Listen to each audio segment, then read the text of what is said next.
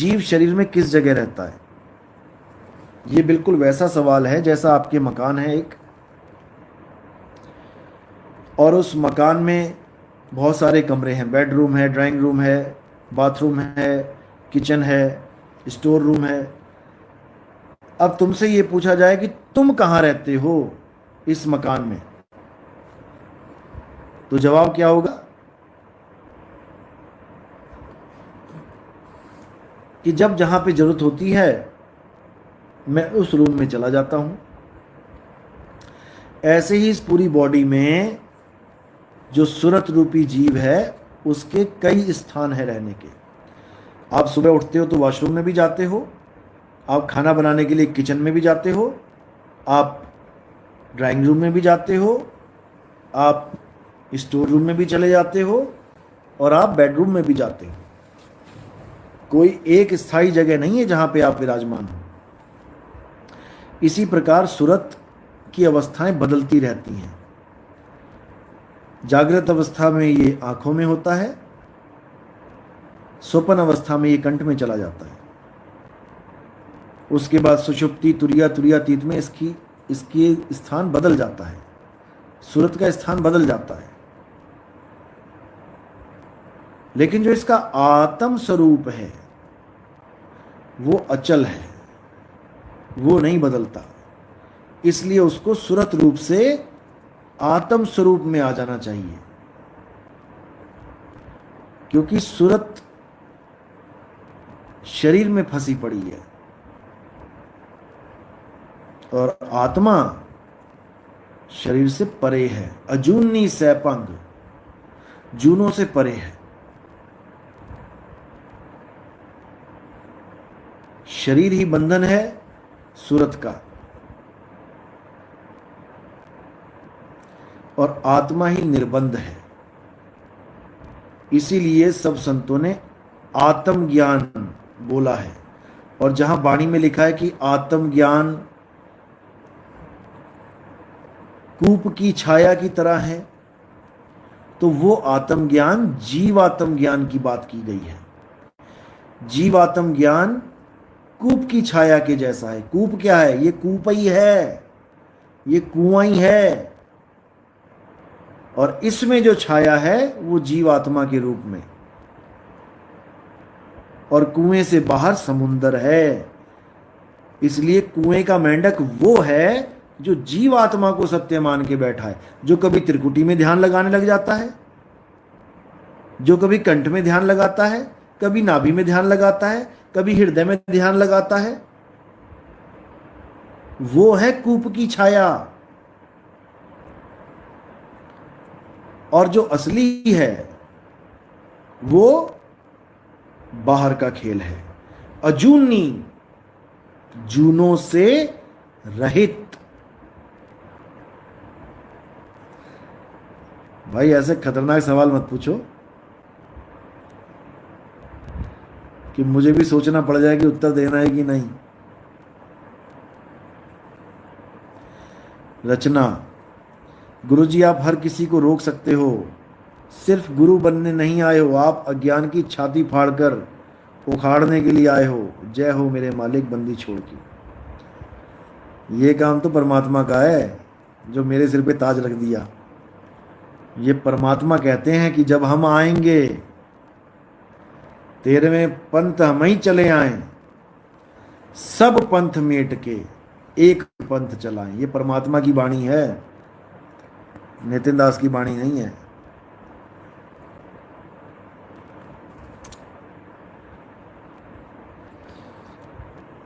गुरुजी cousins की death पर उनके घर खाना खाना पड़ा, क्या ये नहीं करना था? नहीं, ऐसा बिल्कुल नहीं है। अगर आप किसी की शादी में भी जाते हो या किसी के मरग पे जाते हो, मृत्यु पे जाते हो, तो अपना खाना घर से थोड़ी नहीं पैक करा के लेके जाओगे, या वहाँ जाके ढाबा ढूंढोगे कि ढाबे में खाना खाऊं। भाई जिसके घर हम जाते हैं वही हमारे खाने पीने का इंतजाम करता है। जब संत महात्मा सत्संग करने जाते होते थे, जो भी सत्संग करवाता था, जो अपने घर में बुलाता था, वही भोजन का इंतजाम करता था। तो किसी की मृत्यु हो गई है तो वहां जाकर भोजन करने में कोई बुराई नहीं है, लेकिन तुम अगर उसको एक पूजा पाठ का वो बना दो कि आज जी 13वीं है, आज जी मृत भोज है, वो चीज़ें नहीं खानी होती हैं। गीता के अनुसार भी ये चीज़ें नहीं खानी हैं और कबीर साहब के अनुसार भी नहीं खानी है। आप नॉर्मल भोजन आटा समझ के, दाल समझ के कर सकते हो उनके घर पे, कोई दिक्कत नहीं है। मैंने पहले भी कई बार बोला है कि हम लोग किसी के यहाँ जाते हैं, किसी की मृत्यु हो गई है, जवान लड़के की, कमाने वाला एक ही था और वो चला गया, तो हमें कुछ ना कुछ उसको सपोर्ट करनी चाहिए। केवल खाने ही नहीं चले जाना वहाँ पे कि एक तो वैसे ही आमदनी खत्म हो गई आना, ऊपर से कर्जा लेके तुम्हें वो खिलाए पूरे गांव को। ये बिल्कुल गलत है, ये कुरीति है। इसको समाप्त भी किया गया है, कई जगह बैन लग गया इसके ऊपर। तो हमें भी एक साथ एकजुट होके इसके खिलाफ होना चाहिए। वो आपकी सपोर्ट के हकदार हैं। जाओ, कोई 1000 दो, कोई 2000 दो, किसी की हैसियत ज़्यादा है वो 10,000 देवे, ताकि उनको संभलने का मौका मिले। कम से कम 1 साल तक वो इस चिंता से बिल्कुल दूर हो जाएं कि हम खाएंगे क्या। कम से कम इतना सब सगे संबंधी दो उसको कि वो चिंता मुक्त हो जाए और इतने के बीच में वो अपने पैरों पे खड़े हो जाए। अगर कोई आदमी खत्म हो गया, उसकी बीवी अकेली है बेचारी, तो उसको सपोर्ट दो। बूढ़े माँ बाप हैं, लड़का खत्म हो गया, कमाऊ पुत्र, उनको सपोर्ट दो। अगर वो अमीर लोग हैं फिर भी जरूरत ही नहीं, लेकिन अगर गरीब हैं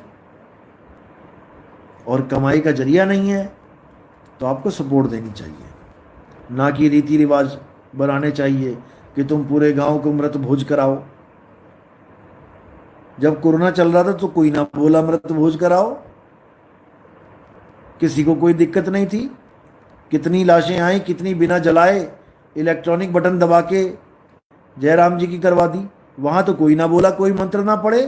मेरे दादा परदादा, मेरे पिताजी स्वर्ग पहुंचेंगे कि नहीं पहुंचेंगे बिना मंत्रों के, वहां तो कोई ना बोला।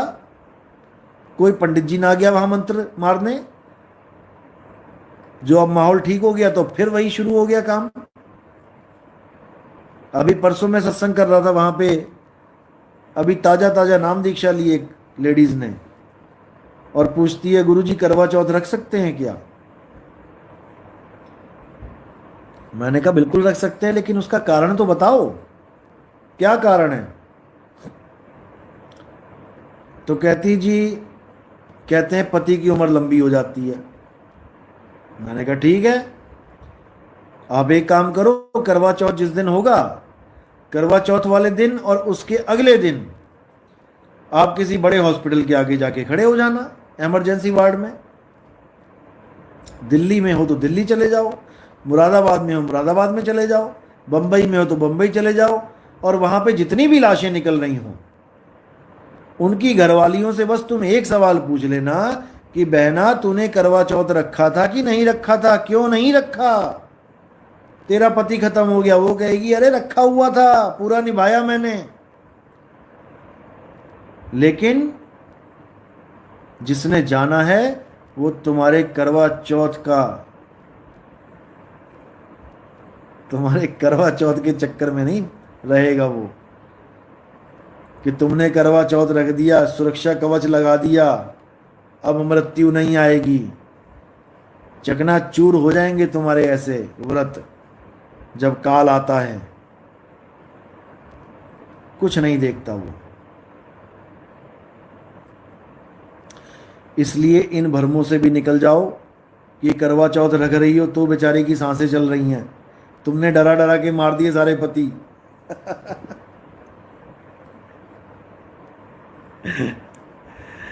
मुसलमान लेडीज कभी करवा चौथ नहीं रखती, फिर तो सबको टपक जाना चाहिए था। सिख भी आधे नहीं रखते हैं लेडीज, कई हैं जो बीच बीच में देखा देखी चल पड़ती हैं। ईसाई भी नहीं रखती हैं, ईसाई लेडीज कभी करवा चौथ नहीं रखती हैं। फिर तो ये सब खेत खाली हो जाने चाहिए थे।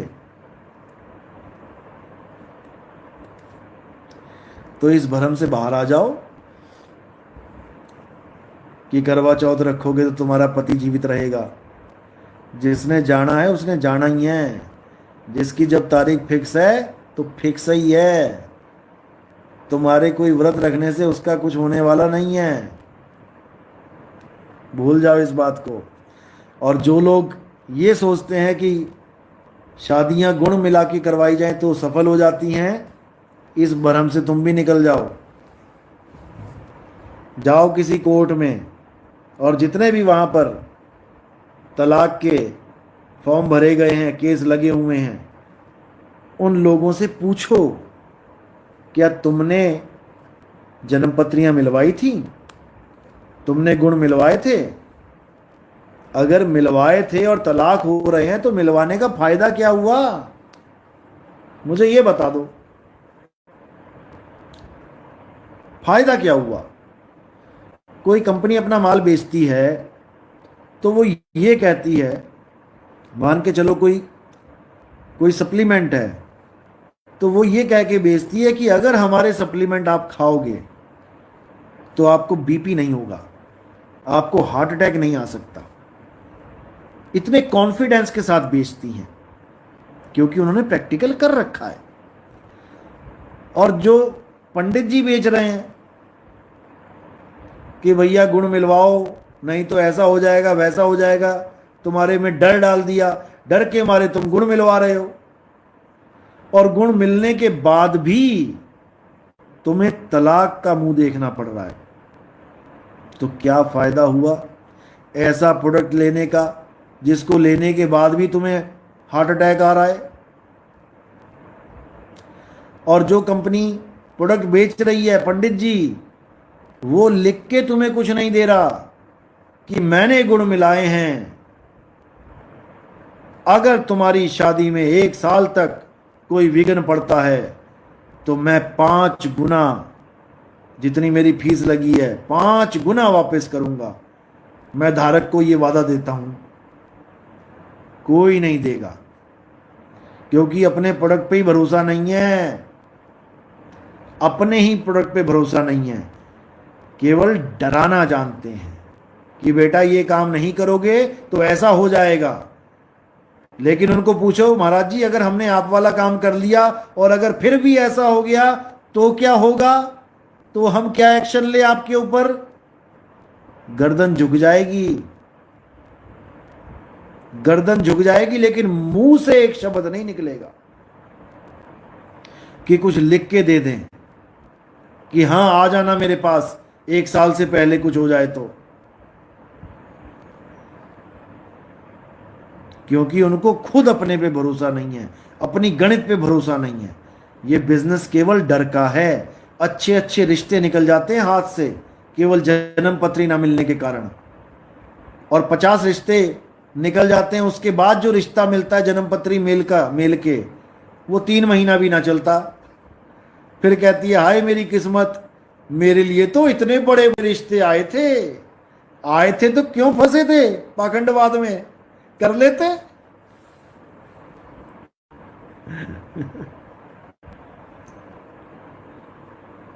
तो भाई ये खेल तो ऐसे ही चलता रहता है। इसीलिए कबीर साहब आते हैं पाखंडवाद का खात्मा करने। खात्मा तब होता है जब आप विवेकी बन जाते हो। अगर आप विवेकी नहीं हो तो बड़े बड़े आए बड़े बड़े चले गए, कोई फर्क नहीं पड़ता।